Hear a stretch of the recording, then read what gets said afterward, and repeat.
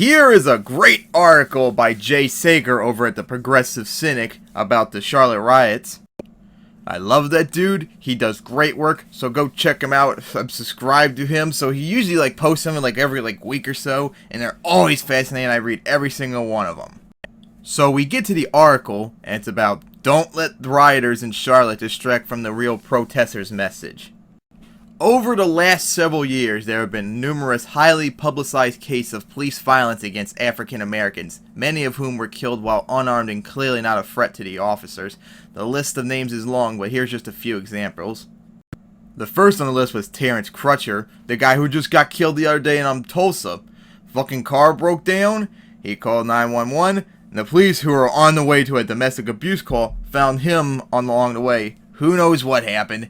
They eventually tased him as he was walking back to his car with his hands behind his back, and then they shot him. Then Eric Gardner, who remember back in summer of 2014, was choked to death because for the unforgivable crime of selling untaxed cigarettes.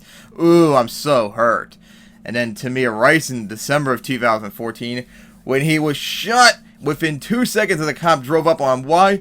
Because he had a toy gun, and the person who called 911 even said it might have been a toy gun. But did they take that into account? Nope. Drove up right in front of him as he was under a pangona or whatever it's called at a park, and shot him within 2 seconds. They didn't even give him a chance. And of course, Laquan McDonald, I think it was in October 2014, he was on his knees in the middle of a road with his hands behind his head, and the cops still fucking killed him. This endless stream of tragic and senseless killing has bred tremendous outrage among the African American community and formed protests in cities across the nation. Well, no shit. When are the cops gonna ever accept that they did bring this on themselves? If they didn't do all these killings, there wouldn't have been any fucking riots in the first place. They brought all onto themselves, and they need to have the police reform done on them.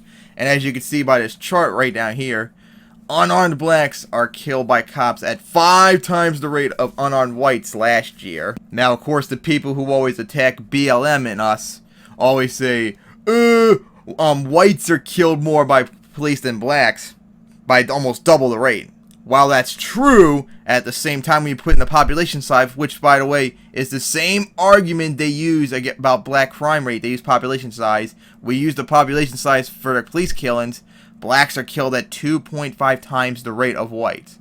But consistency? Nah, gotta keep that narrative at all costs. And may I also add other failures that the cops have done, like the stop and frisk up in New York, that has a 90+% failure rate because they overwhelmingly target Hispanics and blacks. Matter of fact, they target blacks 106% of the time, which means they target them more than their population size in New York. Meanwhile, when they rarely do stop and frisk whites, they're much more likely to find both drugs and guns. And just like the fucking drug war, blacks and whites use drugs at the same rate. Blacks are 4 times as likely to get locked up. Whites are 4 times likely to sell drugs, and yet blacks still get locked up more. But anyways, off topic, the most recent of these shootings happened in Charlotte, North Carolina, when a police officer shot and killed a 43-year-old African-American man named Keith Lamont Scott. According to police, he was armed with a gun and had refused to follow police orders, while Scott's family asserts that he was carrying a book and was posing no threat to the officers. While there is a video of the shooting, it has yet to be released. So speculating about the veracity, or whatever it's said, of either side's story is entirely pointless at this time. There simply isn't enough evidence available yet. But you know what? This actually, to me, is very bad for the cops. I mean, if you are really sure that he did have a gun pointed at you and you had just reason to kill him, then why not just release the video showing it and clearing your name? But no, you're not releasing it, you're not being transparent, and it's giving the obvious perception that you are trying to cover it up.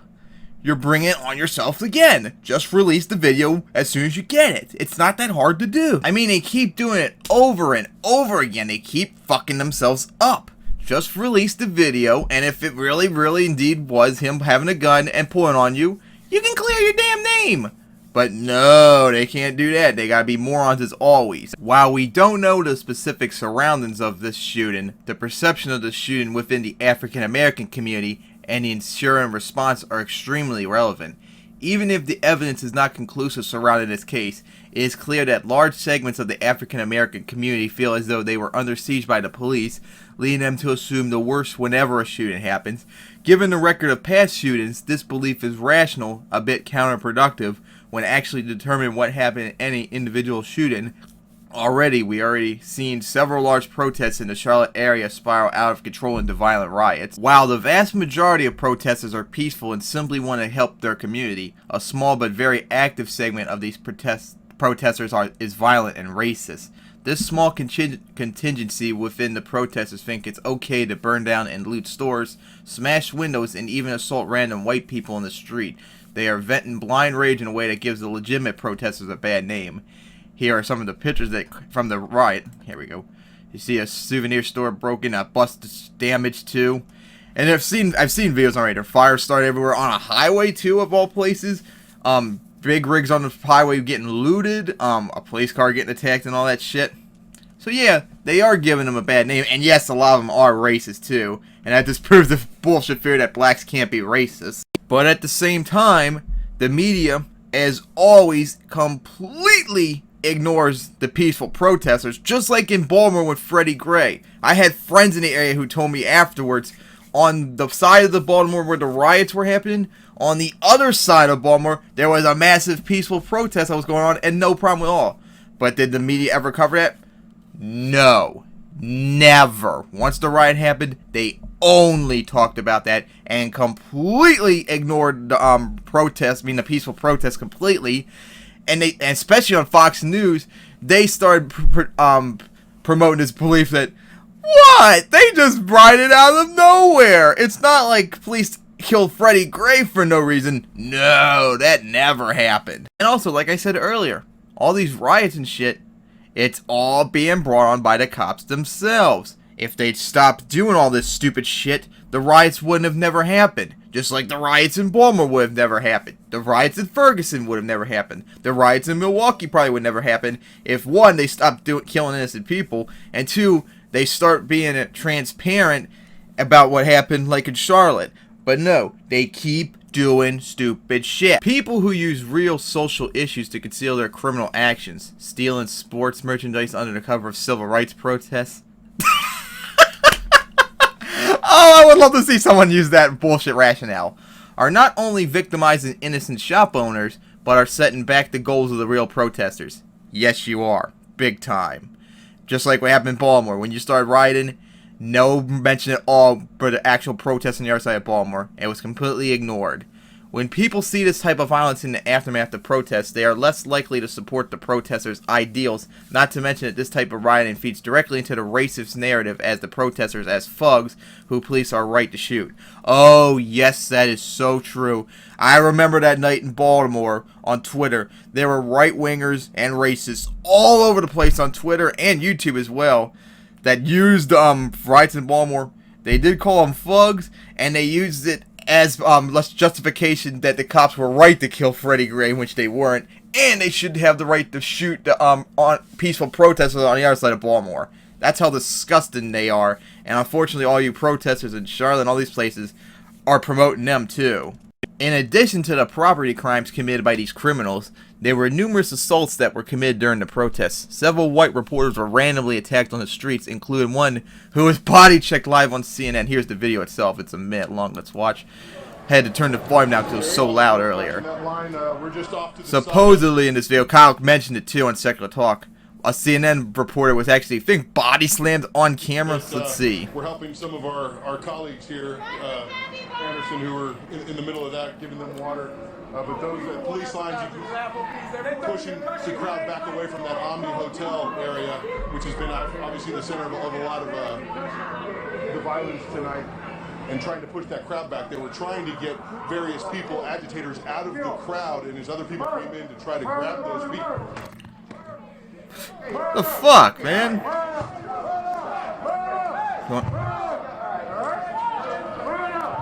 Ed, are you okay? Yeah, we're fine, Anderson. We're fine. So just someone taking out their frustrations on me. Yeah, that's fucking bullshit. But now, here's the one I've seen all over Twitter that right-wingers and racists have been using to justify their hatred. This was somewhere in Charlotte. It was in a, I think it was some sort of, like, parking lot where, racist blacks attacked an innocent white man trying to steal his pants for God knows what reason. But anyways, here it is. This one's a lot louder, too. You can't see it, but you can't see it, but right there is the white guy getting attacked. They're trying to steal his pants. And you see they're kicking him like in the head and back and all that shit.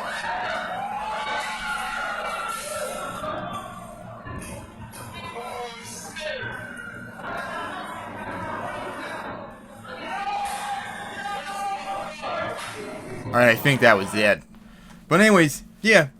This was a racially motivated hate crime. It's just simple as that. All of them were. They are racist. They're attacking whites for no reason. And these criminals may not realize it, but they are the mere image, not the antithesis of white racists who attack random black people. Exactly. You're the exact same thing, just from an opposite perspective. At the end of the day, we need to remember that this violence, looting, and racism are not the real drivers of the protesters against police brutality. They are simply the images that the media has the easiest time covering, shifting the discussion from police abuse to riots to make it simpler to cover the stories to create sensationalism. Exactly! Completely ignore what the killing in Charlotte and cover the riots instead. Freddie Gray got killed in Baltimore by that rough ride bullshit that broke his spine. Sever his spine. Completely ignore that. Talk about the riots. Michael Brown was killed. Well, actually, he actually attacked the officer, so that's not really justified. But the rampant police racism in Ferguson, completely ignore that. Talk about the riots. That shooting happened in Milwaukee like a month ago that led to like a 2-day riot. Completely ignore that. Only talk about the riot. This is exactly what we're talking about. Police abuse, militarization, and mass incarceration are all real issues that must be addressed, and we cannot let the criminals act of a few distant people from the real issues. The criminals who are burning down the shops and beating random white people need to be arrested and marginalized so that the real protesters can get their message out to the public. Exactly. Because I know a lot of you idiots that attack BLM are going to deny us at all costs, but systemic racism is happening. Put aside like the economic shit, the drug war that largely disproportionately harms blacks, police abuse like what happened in Ferguson and Baltimore and fucking Chicago where they had torture areas. I mean, come on, man. Militarization of the cops since 9/11. Yeah, there was a story Kyle covered like a year ago. Someone's dog shit in their neighbor's yard. They didn't like it, so they called the cops, and guess what the cops did? Guess what they brought? Almost a fucking tank. Really? A dog shit in a neighbor's yard, you're gonna bring a fucking tank? Pretty much. Shit like that needs to stop. And of course, mass incarcerations, which, may I add, I think it was like over a quarter of all the people locked up for mass incarceration, non-violent drug offenders.